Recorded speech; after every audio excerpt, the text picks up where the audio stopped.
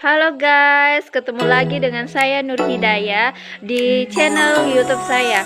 Oh ya, di sini saya akan menjelaskan beberapa materi tentang pengantar arsitektur yang diawali dengan materi proses desain arsitektur, aspek manusia dalam arsitektur, dan yang terakhir adalah aspek lingkungan dalam arsitektur.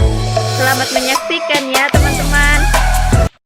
Oke, kita masuk ke materi yang pertama, yaitu proses desain adalah sebuah eksplorasi berupa serangkaian tindakan yang dilakukan seorang arsitek untuk menghasilkan ide secara spontan dan mengaktualisasikan ke sebuah rancangan. Paradigma proses desain terdiri dari dua, yaitu proses dalam desain arsitektur mengutamakan kualitas proses dalam menghasilkan desain. Yang kedua, produk desain arsitektur di mana yang diukur dari kualitas performance sebagai suatu tujuan. Kategori proses desain yang pertama itu desain pragmatis atau pragmatis desain, cara yang paling sederhana dalam menciptakan karya struktural yang dimana dia melakukan percobaan atau proses coba-coba trial and error dan memanfaatkan sumber daya yang ada. Yang kedua itu desain ikonik atau iconic design ini dia tidak lagi melakukan percobaan tapi langsung ke bentuk yang sudah ada sebelumnya. Dan yang ketiga yaitu desain analogus, di mana analogus atau desain sebagai upaya mengibaratkan sebuah arsitektur, di mana contohnya mengibaratkan sebuah arsitektur sebagai perahu. Yang keempat desain kanonik atau canonic design. Di sini perancangnya sudah melalui aturan tertentu, yaitu mulai dari aspek geometri, objek, sistem proporsi, modul, pola atau tatanan dan sebagainya. Kita masuk ke teori proses desain. Yang pertama, proses desain kotak hitam atau black box process, di mana seorang arsitek itu diibaratkan sebagai kotak hitam atau black box yang mengubah input menjadi output di dalam benak pikirannya mereka, yang bisa disebut juga dengan sebagai pesulap. Keren kan? Yang ketiga yaitu proses desain rasionalistik, di mana proses pengambilan keputusan yang terdiri sejumlah operasi berbeda yang terjadi dalam suatu urutan tatanan. Yang keempat, proses desain argumentatif, yang bisa kita katakan argumen yaitu pendapatan. Lain halnya beranggapan bahwa proses desain rasionalistik itu lebih tepat diterapkan pada konteks permasalahan yang sederhana. Dan proses desain juga memiliki beberapa tahap. Yang pertama, tahapan pengembangan. Di sini halnya wawasan keseluruhan. Yang kedua, tahap perencanaan atau merencanakan sebaik-baik mungkin. Dan yang terakhir yaitu tahap presentasi teknis, di mana kita melakukan presentasi menggunakan suatu objek gambar atau menggunakan dokumen pendukung lainnya. Baik, saya akan menjelaskan materi yang kedua mengenai aspek manusia dalam arsitektur. Arsitektur merupakan bagian dari lingkungan bangunan.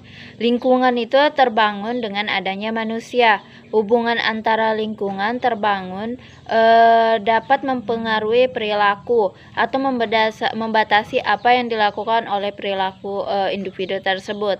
Yang kedua itu lingkungan membangun mendatangkan perilaku atau menentukan bagaimana harusnya bertindak sebagai selaku individu. Yang ketiga itu berkaitan dengan kepribadian, dan yang keempat itu citra diri akan mempengaruhi atau disebut juga sebagai pembawa aspek lebih luas.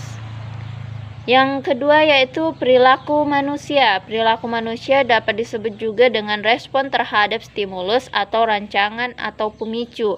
Bentuk perilaku itu dibagi menjadi dua, yaitu perilaku tertutup dan perilaku terbuka. Di mana perilaku tertutup ini seseorang atau individu kurang melakukan interaksi antara satu dengan yang lainnya. Lain halnya dengan perilaku terbuka. Perilaku terbuka itu lebih condong kepada individu lainnya atau lebih mendapatkan perhatian dari beberapa halayak.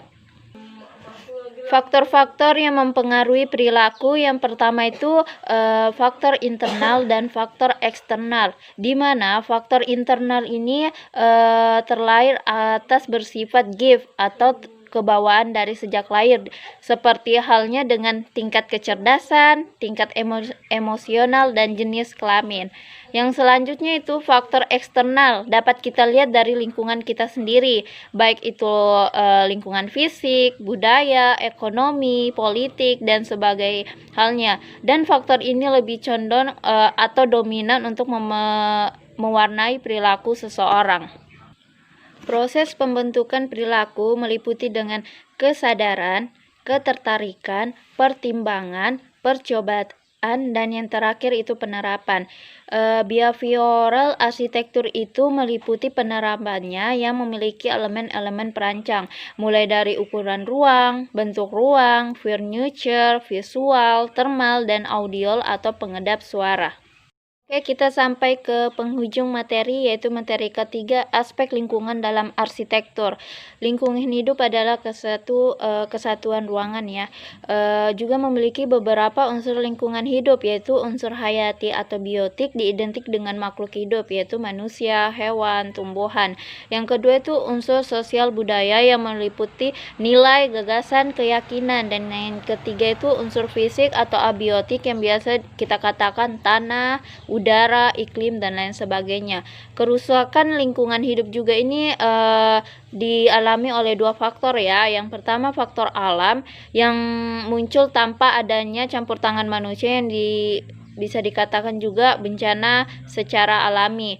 Yang kedua itu kerusakan karena faktor manusia, di mana disebabkan oleh ganggu tangan manusia. Kerusakan lingkungan hidup karena faktor alam, yaitu gempa bumi, banjir, letusan gunung api, angin topan, atau tornado. Sedangkan kerusakan yang disebabkan oleh faktor manusia yaitu pencemaran tanah, pencemaran air, pencemaran udara, kerusakan hutan, penumpukan sampah, limbah industri. Dan saya sebagai seorang calon arsitek, dengan adanya isu pada lingkungan hidup ini, sebagai arsitek harus peka dan teliti dalam merancang suatu proyek, jangan sampai berdampak buruk bagi lingkungan sekitar.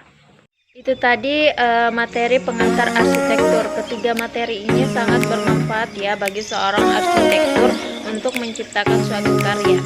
Sekian dan terima kasih. Dan jangan lupa subscribe dan like ya, komen di channel YouTube saya. Sekian dan terima kasih. Sampai jumpa.